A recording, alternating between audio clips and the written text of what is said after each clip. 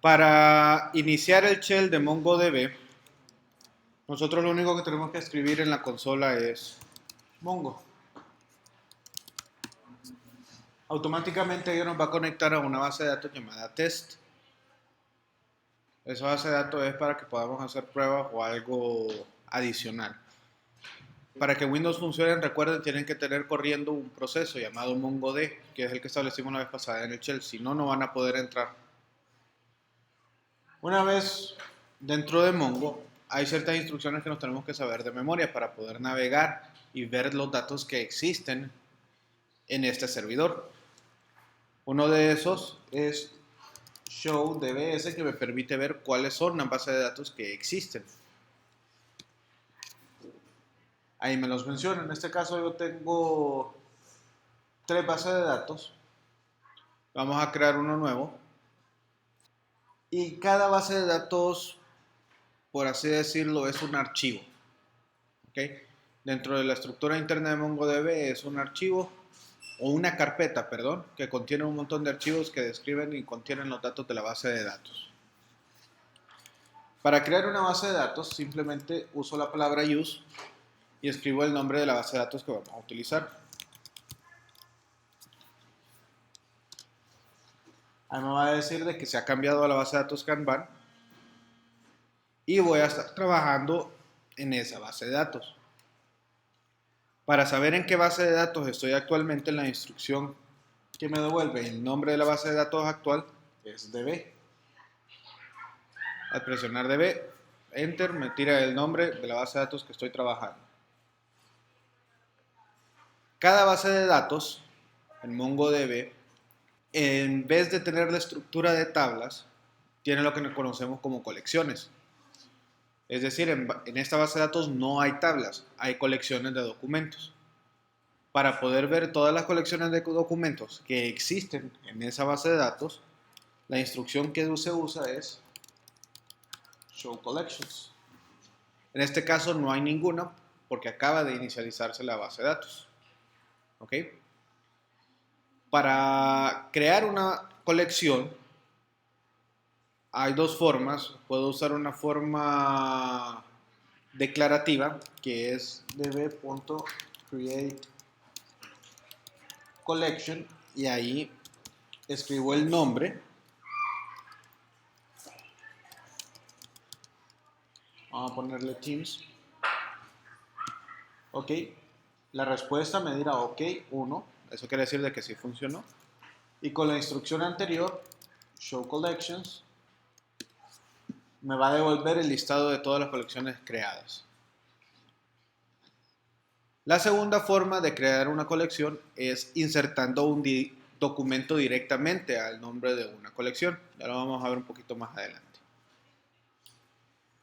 Para poder seguir, MongoDB basa su estructura de datos en documentos JSON. ¿Ok? ¿Cómo es un documento JSON? Es relativamente sencillo. Un documento JSON es una representación de una estructura de datos basado en diccionarios. ¿Qué quiere decir eso? Que lo que va a tener son llaves y un valor. Cada uno de los atributos distintos lo voy a separar por coma. Por ejemplo, ahorita tengo nombre. Yo quiero un atributo apellido. Puedo poner edad. Y aquí puedo hacerles notar de que hay diferentes tipos de datos que pueden manejar de forma nativa del objeto JSON. En este caso tenemos cadena de texto y tenemos un entero. Puede manejar valores flotantes,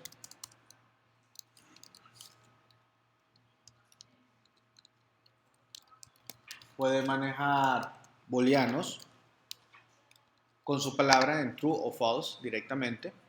Puede manejar fechas, nada más que un tipo especial de fechas. En este caso sería un ISO, es decir, el estándar ISO para manejar fechas lo que se guarda es la cantidad de segundos que ha transcurrido desde el 1 de enero de 1970. ¿Ok? Sin ningún tipo de ajuste de zona de horario. Un arreglo. Y para declarar arreglo es con los corchetes y enlistamos los datos separados por coma.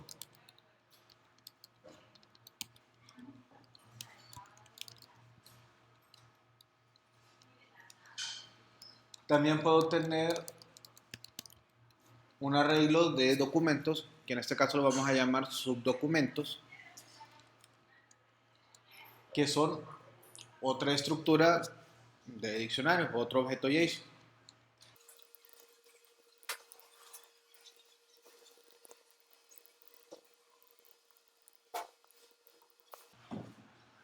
Un atributo también puede ser un documento específico.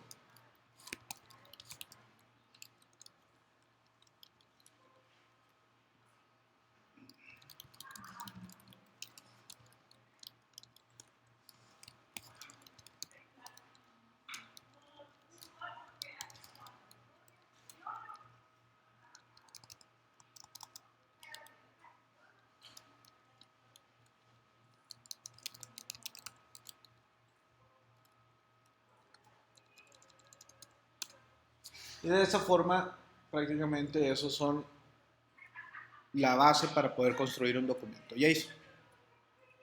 ¿Ok? Este ya es un documento bien complejo. Podemos poner documentos que tengan solamente atributos de primer nivel. Por ejemplo, crear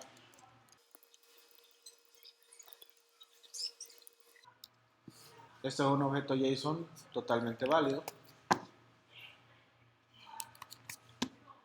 Y este documento es el que se guarda en la base de datos. Esto es lo que vamos a guardar. ¿Cómo puedo guardar documentos en la base de datos? Siempre usando el shell. Voy a borrar la pantalla. Usando el shell, lo único que tengo que hacer es hacer referencia a la base de datos con la palabra clave db, punto, el nombre de la colección, en este caso la colección que yo tenía era una llamado Teams, punto, y la instrucción insert. MongoDB trabaja con una estructura de tipo objetos. DB es el objeto de base de datos, Teams es el objeto de colección, y ese objeto de colección tiene un método llamado insert, el cual recibe como parámetro el documento que yo voy a insertar. Entonces voy a pegar todo el documento con su estructura. La estructura abre con llaves, cierra llaves, paréntesis y le damos enter. Me tiene que decir que lo insertado es igual a 1. ¿Ok? Vamos a ver las colecciones otra vez. Ahí está Teams. Y para poder ver el contenido de una colección,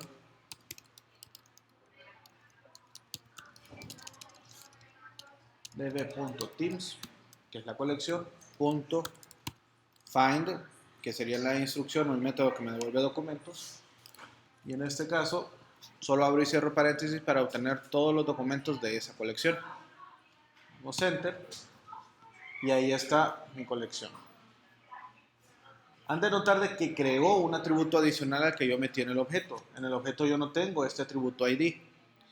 MongoDB no tiene llaves primarias, por así decirla, sino que cada documento que va insertando le va generando un atributo "-id" con un ID único que identifica ese documento. Entonces así no me tengo que estar deteniendo en pensar cuál va a ser mi llave primaria.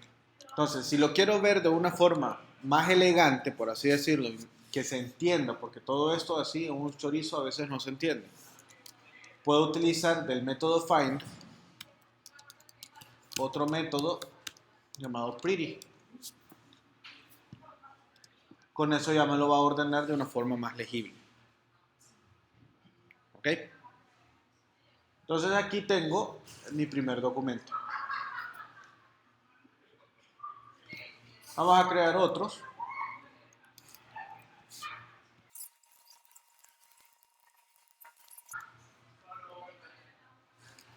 db.teams.insert el documento. ¿Okay? Y vamos a mostrar los dos documentos. Y están los dos documentos, Team 1 y Team 2, dentro de la colección Team. Ahora, ¿qué sucede si yo me vengo y me paso un poquito más de vivo?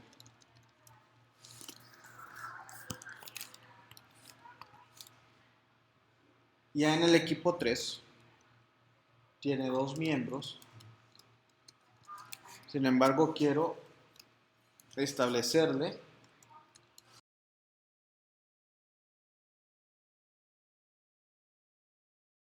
tengo un mismo documento, pero estoy agregándole un atributo adicional.